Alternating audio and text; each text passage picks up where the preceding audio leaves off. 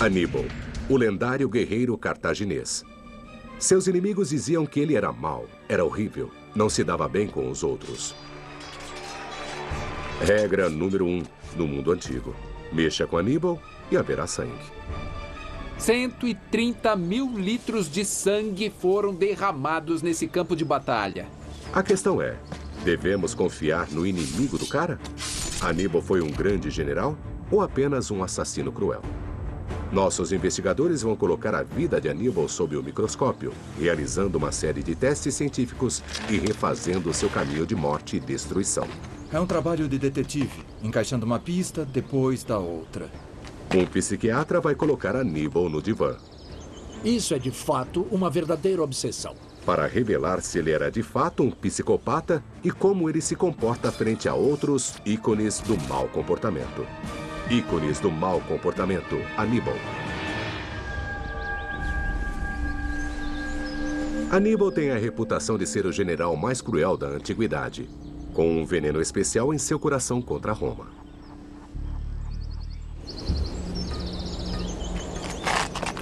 Para entender Aníbal melhor, o psiquiatra David Maló irá analisar o seu comportamento e depois classificá-lo em um medidor de psique único, para mostrar como ele se compara a outros durões da história como Gengis Khan e Calígula.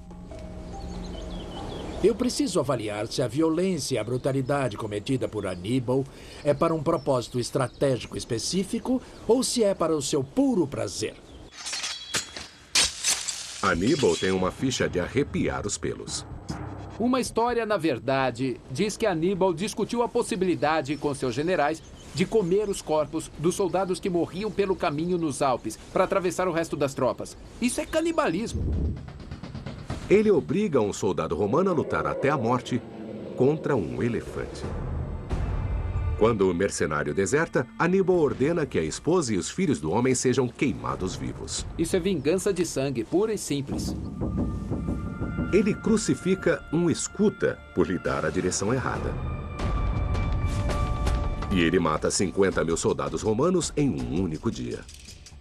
Aníbal tem essa reputação temível. É violento, cruel, quase um monstro. Mas as histórias de crueldade vêm todas de Roma, a cidade que Aníbal tentou destruir. Seriam confiáveis? Não dá para saber se é ou não só propaganda. Mas temos certeza que os romanos retratariam Aníbal como um bárbaro.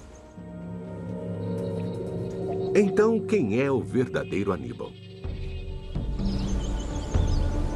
A busca por respostas começa em sua infância. Ele nasceu em 248 a.C. em Cartago, na atual Tunísia, na costa norte da África.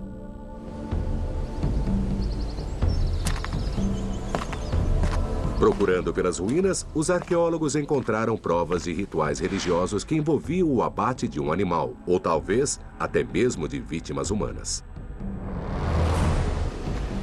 Este sítio é um templo cartaginês muito raro e fantasticamente preservado. E em um local como este, Aníbal foi trazido quando criança. Ele foi forçado a participar de um sacrifício.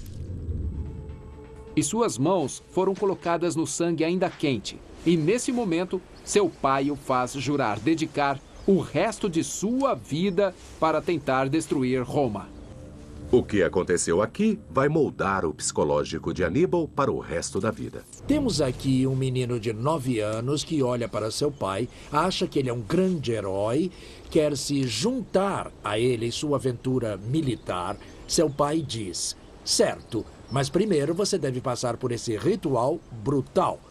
Ele incorpora o sonho do pai, o ódio a Roma e toma isso para ele.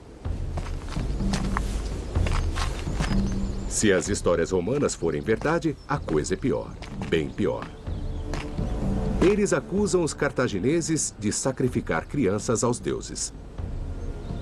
Um historiador diz que uma vez, quando Cartago foi atacada, os cartagineses decidiram repelir os invasores matando 500 crianças inocentes. Normalmente, você pega essas crianças de famílias de escravos ou das pessoas das classes mais baixas, mas dessa vez determinaram que um gesto muito mais profundo seria necessário. Então pegaram as 500 crianças das 500 famílias mais nobres de Cartago. E aquelas crianças inocentes foram levadas até uma estátua de Baal e queimadas vivas. Os historiadores presumem que isso era invenção romana, criada para demonizar os cartagineses. Mas descobertas na área de Cartago, conhecida como Tofete, estão dando-lhes outras ideias. Este pode ter sido o local mais horrível do mundo antigo.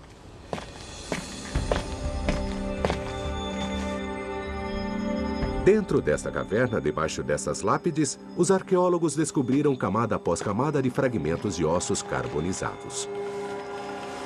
Sua origem era um mistério, até que novas técnicas analíticas mostraram serem ossos humanos, os ossos de meninos. Hoje no grupo de estudo há um debate, que é: isso é sacrifício humano ou é só um cemitério infantil? Sacrificar crianças? Alguns arqueólogos acham impensável. Com certeza, isso nunca aconteceu. É muito difícil determinar a causa da morte desses indivíduos, porque os restos das pessoas estão queimados. Então, na verdade, não temos a integridade do esqueleto. Não é fácil determinar se a pessoa morreu de um golpe na cabeça, se o pescoço da pessoa foi quebrado. Então, torna toda a situação muito mais difícil. Outro especialista acredita que a evidência está muito clara. As pessoas tentam dizer que isso não é um sacrifício de crianças, que é um cemitério de crianças que morreram muito jovens. Mas imediatamente o problema é que, se isso fosse verdade, onde estão as meninas? Porque a grande maioria é de meninos.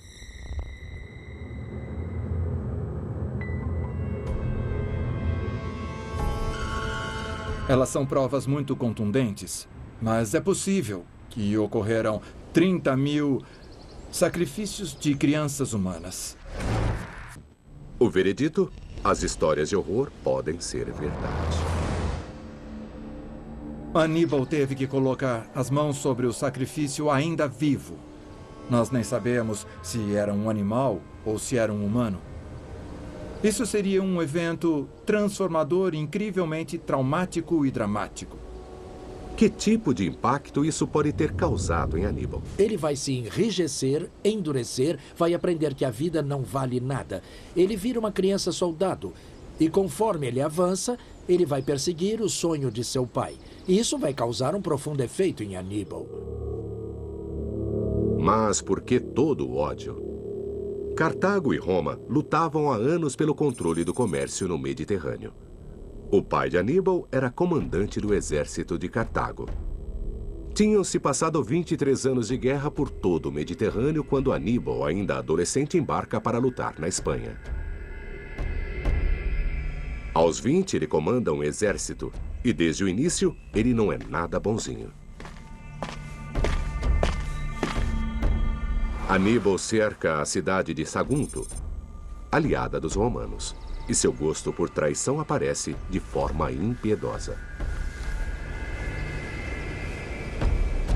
Tinha sido um cerco muito prolongado. Os saguntianos mandaram seus líderes para negociar com Aníbal. E aí é que ele vê sua chance. Contrariando as regras da guerra, ele manda suas tropas matarem todo o homem vivo de lá. As pessoas se renderam. Ele disse que as deixaria ir, mas muda de ideia e as mata assim mesmo. Que tipo de homem é esse? Hoje o chamaríamos de criminoso de guerra. Aníbal estabelece um padrão que ele vai repetir por toda a vida. Ele vai destruir qualquer um, mas qualquer um com quem cruzar.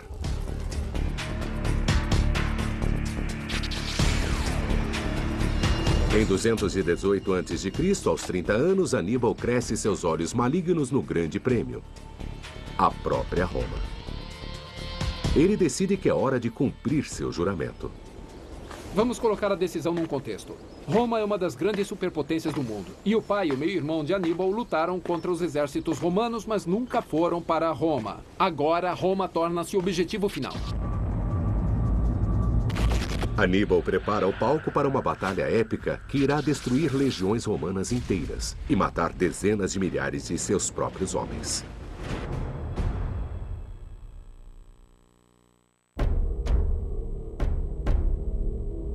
Aníbal de Cartago, aos 30 anos, quer cumprir o juramento de sangue de menino. Marchar sobre Roma. O caminho mais curto é pelo mar, direto pelo Mediterrâneo. Mas há um problema. Para Aníbal, não é mais uma opção atacar Roma pelo mar. Claro que, historicamente, Cartago é uma superpotência naval. Mas depois da última guerra travada pelo pai de Aníbal, não é mais uma opção. Roma e sua marinha agora dominam o Mediterrâneo. Isso significaria uma marcha forçada de 2.400 quilômetros, 4 meses de viagem para o bando de mercenários de Aníbal. O exército de Aníbal era uma mistura de estrangeiros e mercenários vindos de todo lugar. Ele tinha uma cavalaria leve no Mídia, onde hoje é Argélia, por exemplo. Ele tinha espanhóis com espadas. Ele tinha tropas especializadas, como os fundeiros das Ilhas Baleares. Então era uma verdadeira mistura de raças, línguas, costumes e culturas. Além de 50.000 soldados, havia seguidores de campo, até esposas e filhos. Era um circo armado, até com elefantes, 37 deles. A super armada de Aníbal. O fato com os elefantes é que se você nunca viu um, eles são terrivelmente assustadores. Depois que as pessoas os veem, se acostumam, não ficam tão assustadas. Então, na verdade, é uma arma para assustar. É uma aposta. Levar esses animais desajeitados ao campo de batalha é a decisão mais conhecida que Aníbal já tomou. E também pode ter sido a mais estúpida. Os problemas de Aníbal começam quando um exército romano é enviado para interceptá-lo em Massália, a Marsella de hoje. Aníbal decide que vai atacar pela Porta dos Fundos pelas montanhas dos Alpes. Antes mesmo de chegar tão longe, os elefantes dão problemas. Este é o rio Ródano, nos arredores do norte de Arles. Mas é claro que na época de Aníbal, aqui era um campo aberto. E ele tem o problema de como atravessar 50.000 homens por este rio em frente a homens de tribos gaulesas hostis do outro lado. Isso já é ruim. Mas ele também teve o problema de como atravessar 37 elefantes por um rio como este aqui. Aníbal manda seus homens construírem uma balsa enorme para levar os elefantes. Eles põem os elefantes em pequenos grupos, mas quando a balsa começa a balançar, os elefantes entram em pânico. Alguns pulam no rio. Eles não têm como se salvar e se afogam. Eles dizem que todos os elefantes cruzaram, mas deve ter sido um completo caos. E o pior ainda está por vir. É isso que agora está entre Aníbal e Roma. As montanhas dos Alpes, atingindo 5.000 metros de altura em alguns locais. Ele deixou a Espanha em julho, mas agora é outubro. Seu exército não está equipado para montanhismo, sem falar na rápida queda de temperatura. As condições são terríveis. O exército mercenário estava acostumado com o terreno duro e com situações difíceis do norte da África. É uma realidade totalmente diferente estar nos Alpes, a 5.000 metros de altura, com neve, com frio. É uma experiência nova e com certeza eles vão se traumatizar. Para entender como foi difícil, devemos saber qual rota Aníbal fez. Uma equipe da Universidade de Stanford, Califórnia, espera descobrir. A rota de Aníbal, mesmo após 2.230 anos, ainda é um mistério.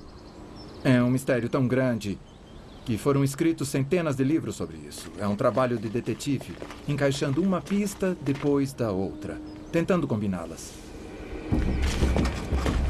Eles investigam possíveis locais onde o exército de Aníbal pode ter acampado. Eles procuram por moedas, armas, as cinzas de milhares de fogueiras, qualquer pista que Aníbal passou por esse caminho. Notem que aqui temos um material de cor preta no solo. Até agora não acharam nada. Então, ao invés disso, eles buscam pistas nas histórias antigas. Se olharem para isso, as 3 pistas que podemos tirar daqui. A melhor fonte é o grego Políbio, que escreveu 70 anos após a travessia. Ele não dá os nomes dos lugares, mas ele menciona certas características da paisagem. Uma delas é o chamado lugar da Rocha Branca, onde tribos locais atacaram Aníbal. Este lugar tem sido o lugar da Rocha Branca por toda a história. E observem como ele se destaca muito, porque é emoldurado pela floresta verde escura ao seu redor. Ele combina com o relato do Políbio, exatamente.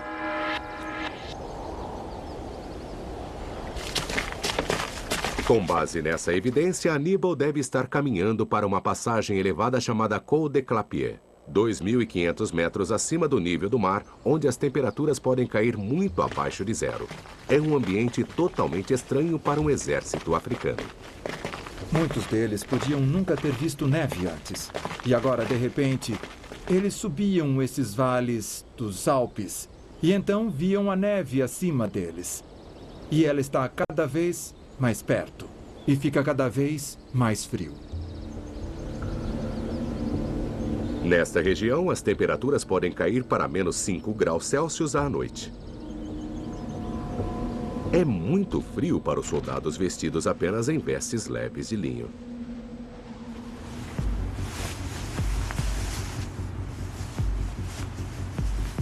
O efeito da temperatura fria e do ar rarefeito pode ser testado numa câmara fria. O oxigênio nesta altitude é 25% inferior que no nível do mar. Sistema. Nós vamos ligar a câmera em menos 5 graus Celsius, que é 23 graus Fahrenheit, e haverá vento para simular como se ele estivesse numa montanha. E podemos controlar os níveis de oxigênio ao mesmo tempo.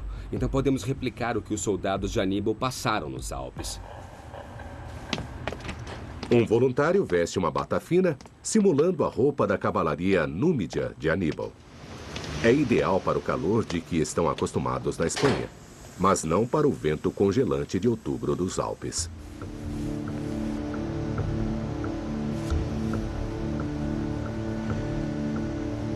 A marcha de Aníbal do nível do mar até a passagem alta leva 10 dias, com a temperatura caindo gradualmente. O voluntário começa a tremer depois de apenas alguns minutos. Ele tenta um teste de destreza, mas seus dedos já não podem executar a tarefa mais simples. Ele mal consegue fazer qualquer tarefa com as mãos ou com os dedos agora. Tá bom, agora nós estamos em 18 minutos. Você pode levantar de novo e fazer o teste de punho, por favor?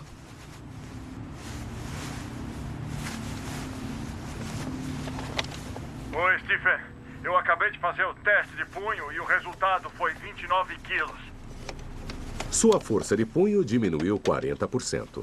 Então, como poderia ele lutar com uma espada ou lidar com um inimigo? Em geral, sua capacidade de usar as mãos, que é crucial para a sobrevivência, teria caído bastante já depois de apenas 15, 20 minutos no frio. Mais 10 minutos e o voluntário está começando a sofrer de verdade. O tremor é exaustivo. Seu cérebro exige mais oxigênio para combater a fadiga. A respiração rápida suga a energia de seu corpo. Se este fosse um dos homens de Aníbal, ele não seria mais capaz de pensar bem, ou até mesmo de andar nas perigosas trilhas da montanha. Um dos primeiros sinais de hipotermia é a dificuldade de se concentrar. Você se concentra em pôr um pé na frente do outro e aí não percebe os perigos ao redor que podem ocorrer. Se a temperatura do corpo ainda continuar a cair, você começa a correr o risco de uma parada cardíaca. Depois de 32 minutos, o médico para o experimento.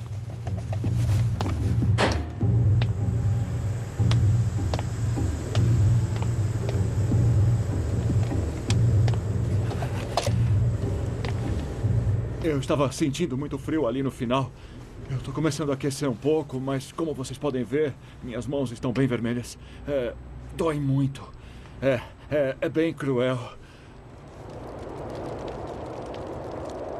Para salvarem-se, os homens de Aníbal teriam feito fogueiras e posto a roupa dos mortos. Mas metade do exército de Aníbal, 25.000 homens, morreram nos Alpes. A maioria deles pereceu de frio e exaustão. Outros de doença. Imaginem que somos um exército. Nós estamos seguindo a trilha um do outro. Mas essa é uma fila que podia ter quilômetros de comprimento, podia ter 30 quilômetros de comprimento. As pessoas na frente estão andando em neve fresca, mas as de trás estão andando em lama e sujeira. E eles urinavam na drenagem da água, então havia fezes nessa água. Algo como a cólera pode florescer e em 6 horas você podia morrer. Deveria ter levado uma semana para atravessar os Alpes.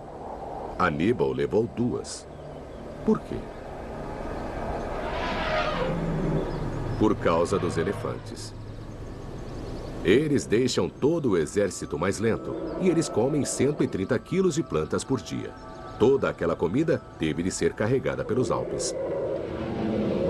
Outro comandante poderia ter pensado elefantes nos Alpes, má ideia, mas não Aníbal. Aníbal se vê com 2 opções. Ele dá ouvido a seus tenentes. Meus elefantes estão morrendo, meus homens estão morrendo, nós sofremos essa provação tremenda. Por outro lado, outra parte dele diz: desde a minha infância, o sonho do meu pai e o meu também é conquistar Roma. Nesse momento, apesar dos conselhos, o seu sonho acaba vencendo. E algo mais podia estar dando força à obsessão de Aníbal. Ele pode ter se colocado nas mãos do seu deus, o temível Baal, deus supremo dos cartagineses. Baal é um deus da montanha, é um deus da tempestade. Baal é um deus que lança raios. Ouvimos o trovão pelas montanhas. Nós acabamos de ouvir isso nos últimos minutos, pois uma tempestade está chegando. Aníbal significa algo como graça de Baal, favor de Baal. Aníbal podia estar predisposto a ir pelas montanhas, pois seu deus, Baal, é o deus daquelas montanhas. Seu pensamento obsessivo, sua fixação em Roma, agora ganha uma dimensão religiosa. Isso se torna uma cruzada. Aníbal agora vê o mundo ao seu redor validando esse objetivo, o de atacar Roma. No momento que Aníbal chega a esse local, olhando para a Itália, ele perdeu metade de seu exército. O Col de Clapier está repleto de soldados mortos e carcaças de elefantes. Quase todos esses elefantes morreram. O efeito real da sua utilização na batalha é nulo.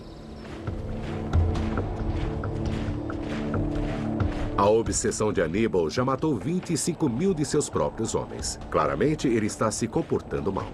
Mas o pior, muito pior, está por vir, conforme ele avança com seu exército com atos de impensável selvageria.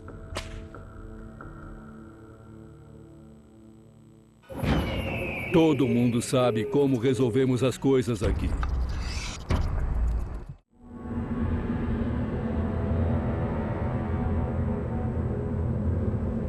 Em 218 a.C., Aníbal de Cartago apostou tudo em sua obsessão de vida: a destruição de Roma. Aníbal tem um objetivo em mente e, por desconsiderar todo o resto, você começa a achar que é de fato uma verdadeira obsessão. Essa total fixação por Roma vai fazê-lo continuar.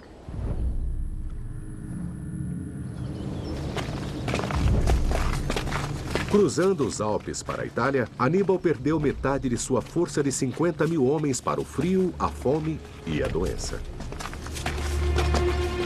Os sobreviventes não estão felizes. Aníbal precisa mostrar-lhes quem é que manda. Então ele pega alguns presos e os faz lutar até a morte.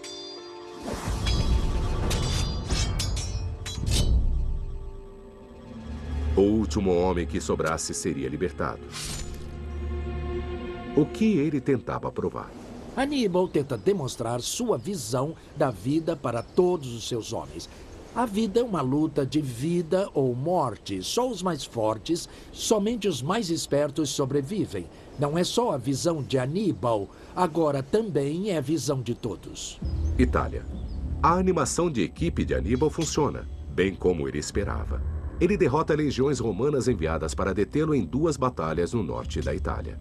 Como ele conseguiu isso com seu exército enfraquecido? A resposta é que Roma não é a superpotência que se tornaria nos próximos séculos. A cidade é governada por 2 cônsules. Incrivelmente, eles também se revezam para comandar o exército. Uma receita para um desastre militar. Era uma coisa política dividir o trabalho para garantir que ninguém tivesse o poder supremo. Alternando todo dia o comando do exército, nunca durava mais do que 24 horas. Em teoria, os 2 colegas deviam cooperar. Ambos deviam concordar com um plano comum. Mas se não concordassem, nada impedia um homem de fazer o oposto de seu colega quando era seu dia no cargo. Aníbal ia explorar a fraqueza dos romanos em tudo o que pudesse. Roma. Ele ouve que eles criaram um novo exército no sul da Itália, e então ele ignora Roma para procurar o inimigo. Pelo caminho, as histórias antigas contam uma lista de crimes de guerra. Plínio o Velho, o historiador, conta uma história bizarra. Ele diz que Aníbal pega um soldado romano capturado e o coloca contra um elefante. Ele diz ao soldado: se você vencer o combate contra um elefante, será libertado. O estranho é que o soldado romano vence.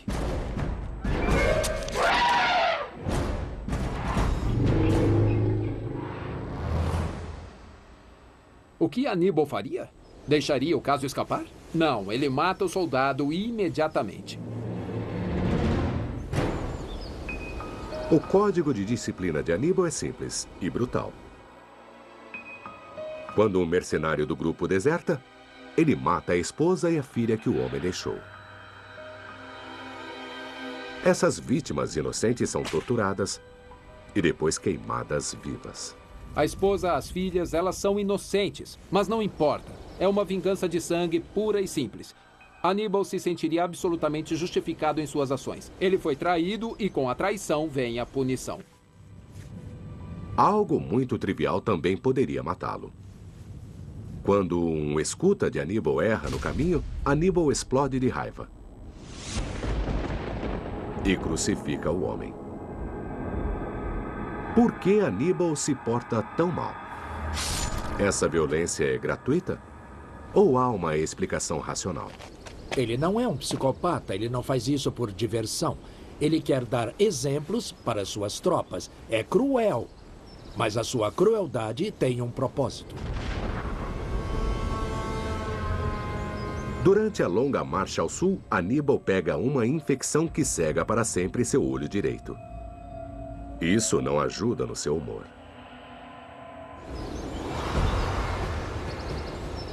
Agosto, 216 a.C. O exército de Aníbal atinge Canas, na Itália meridional. Com rebeldes alistados pelo caminho, seu exército agora tem 40.000 homens. O exército romano que Aníbal confrontaria é 2 vezes maior. Mas 2 generais novatos, Paulo e Varro, estão lutando entre si, em vez de pensarem num plano de guerra para vencerem Aníbal. Os generais romanos em Canas certamente não eram muito experientes. Paulo fora cônsul antes. Varro nunca esteve naquela posição. Ele nunca comandou um exército. Mas a preocupação era quem estaria no comando quando a batalha fosse travada. Porque quem estivesse no comando no dia receberia o maior crédito pela vitória. Até o final do dia, esses campos estariam ensopados de sangue romano. É muito difícil imaginar os números. Algo em torno de 130.000 litros de sangue foram derramados nesse campo de batalha. Hoje, mesmo hoje, este lugar é conhecido como Campo de Sangue.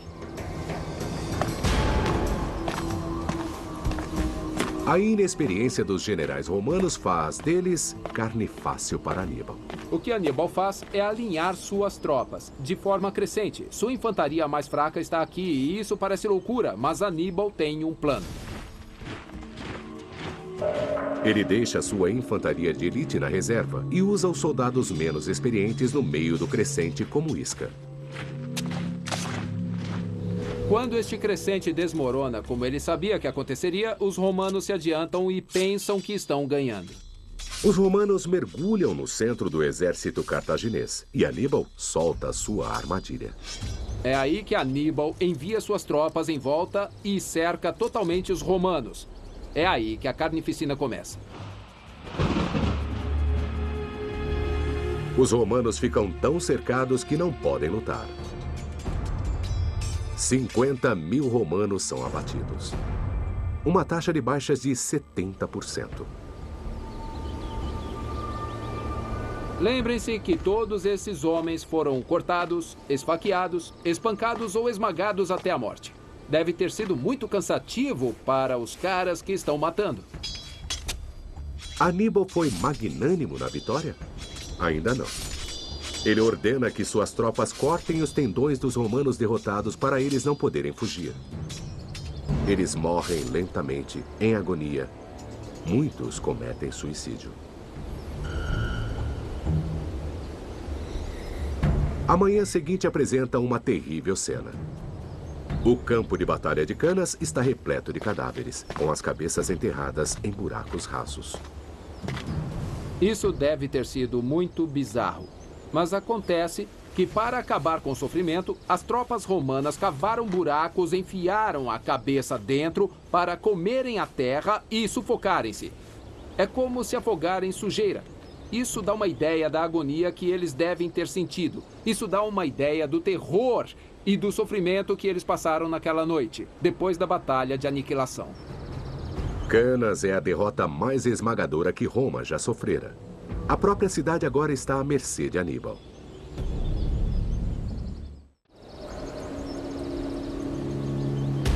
Tíber II, 216 a.C. Após 2 anos de guerra, Roma está à mercê de Aníbal. Então, por que ele não entra para a matança? É uma questão que sempre intrigou os historiadores. É muito difícil saber o que se passava na mente de Aníbal, no que ele pensava. Dizem que ele não atacou as muralhas de Roma porque não tinha equipamentos de cerco. Mas esse cara escreveu suas próprias regras. Era um cara que levou um exército e elefantes pelos Alpes. Se Aníbal quisesse cercar Roma, poderia obter as máquinas de cerco. Aníbal é bom na batalha, talvez até um gênio. Mas ele é melhor como soldado do que como político. Ele tenta criar uma aliança entre as cidades italianas rebeldes e falha miseravelmente. Ele quer dominar Roma, mas suas habilidades são muito limitadas. Aníbal sabe ganhar uma batalha, mas ele não tem a flexibilidade e a criatividade para ser um diplomata. Ao invés de ganhar novos aliados, Aníbal ainda pensa que uma super-arma é o caminho para a vitória. Os elefantes provaram ser um desastre. Então, ele tenta transformar cobras em uma arma de guerra.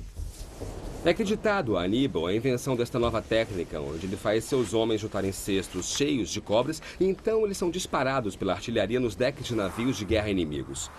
E num navio de guerra lotado com muitos remadores, não é um lugar onde você quer pânico e todo mundo fugindo desses répteis ferozes. Parece assustador, mas será que funciona?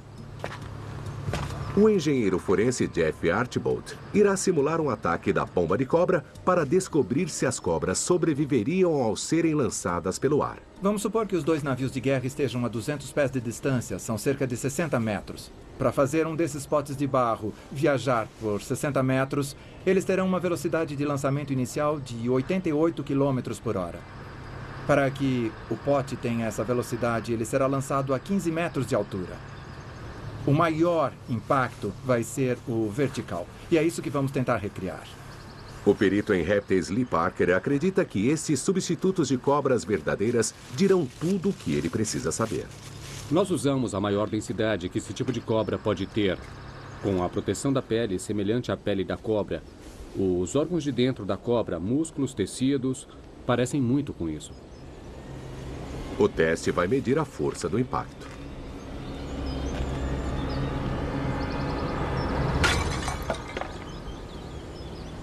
O que registramos aqui é um pico de impacto de um pouco mais de 1.100 quilos. Então, alguma coisa em torno de 130 a 140 Gs de força. É o tipo de coisa que mata um ser humano. Mas as cobras, sendo menores, podem ter sobrevivido. As cobras do fundo do pote amortecem o impacto das que estão em cima. Então, a maioria delas sobrevive. A viabilidade disso é bem alta.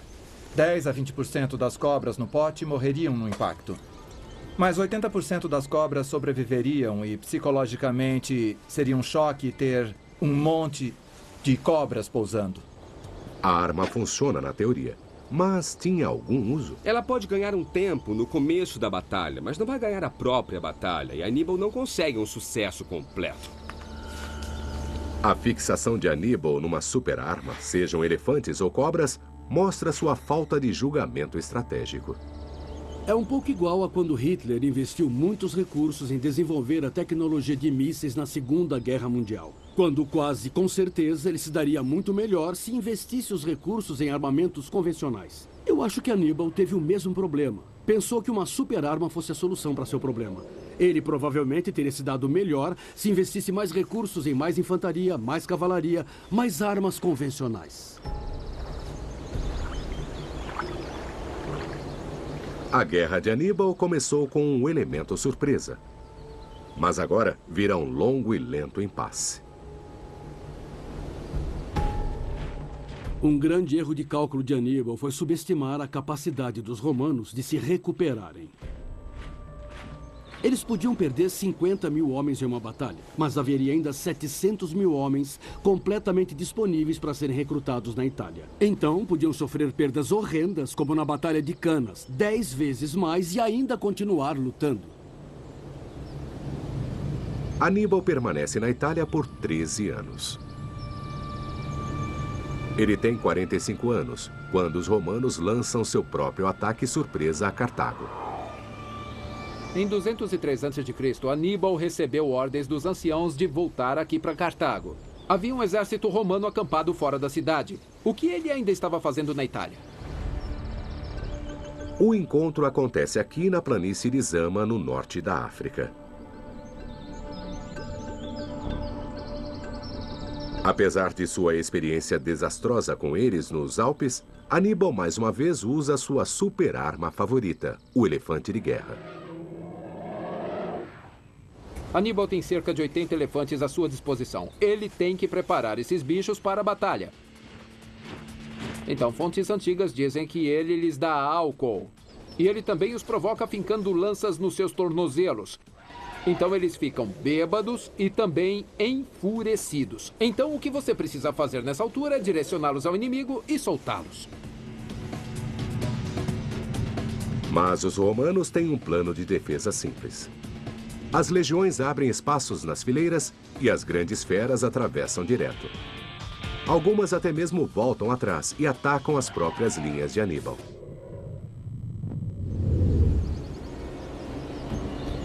A batalha é uma derrota esmagadora para Aníbal. A reputação de Aníbal de gênio militar passa agora para o homem que o derrotou, o general romano Cipião. Aníbal venceu muitas batalhas contra os romanos, mas nunca chegou perto de ganhar a guerra. Ele é um fracasso colossal, mas a história diz que ele é um gênio. Por quê? Aníbal passou 15 anos tentando conquistar Roma e falhou.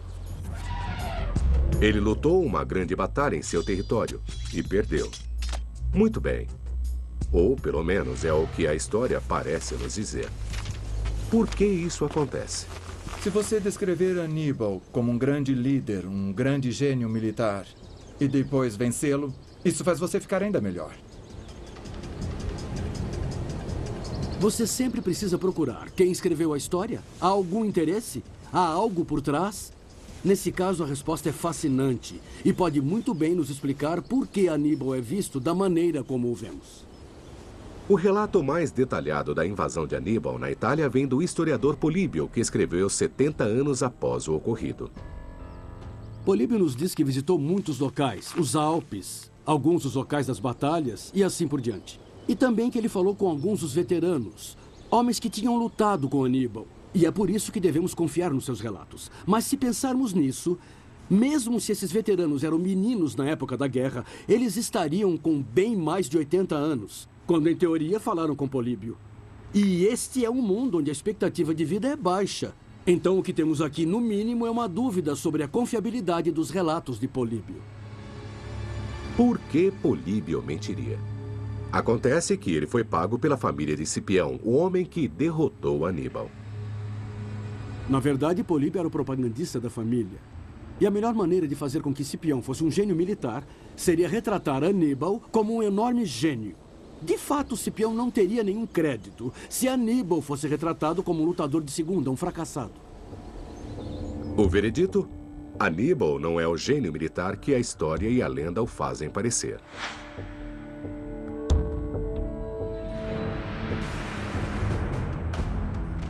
Aníbal deixa Cartago após a desastrosa Batalha de Zama. Mas ele ainda quer achar uma briga. Ele ainda precisa sobreviver. Então ele segue para o Mediterrâneo Oriental, onde os reinos ainda são independentes e alguns deles são hostis a Roma. Aníbal ainda gosta da ideia de lutar contra os romanos, mas só como um mercenário. Aníbal é um homem marcado, o mais procurado de Roma. Em 182 a.C., em Bitínia, na Turquia de hoje, Aníbal ouve que uma força de ataque romana está indo em sua direção. Ele não ia deixar que os romanos o matassem ou o capturassem e o mandassem de volta para Roma, acorrentado.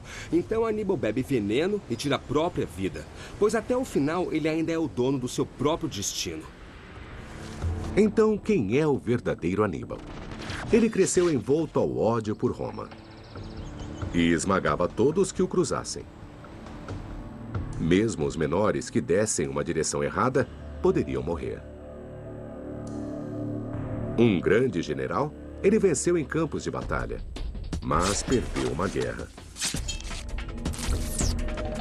Ele fez escolhas a sangue frio que mataram metade de seu exército e continuava na teimosia com seus planos que já estavam falidos. Então, em qual local da escala psicológica dos ícones do mau comportamento Aníbal se encaixa? Aníbal causou dezenas de milhares de mortes. 50 mil na Batalha de Canas, sendo 25 mil de seus próprios homens cruzando os Alpes. Mas essas mortes tinham um objetivo, um propósito. Isso coloca Aníbal no mesmo nível de Júlio César e de Gengis Khan, para quem matar significava um mero negócio ao invés de um prazer.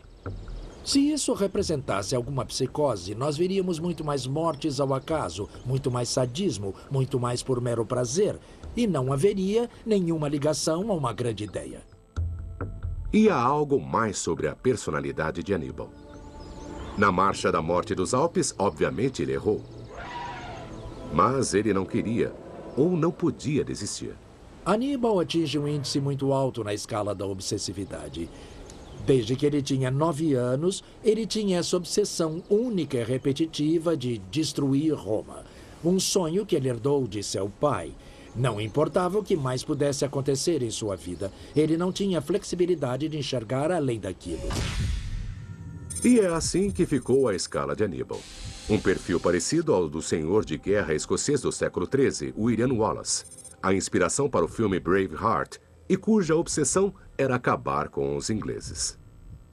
Nós temos 2 homens muito dispostos a sacrificar tropas para conseguir o que queriam. Eles querem ganhar a batalha. Eles têm táticas brilhantes, mas fora do campo de batalha, eles são 2 senhores muito inflexíveis e sem nenhuma criatividade para sobressaírem-se em outros aspectos de suas vidas. Os romanos acabaram sendo muito melhores na construção de um império do que Aníbal.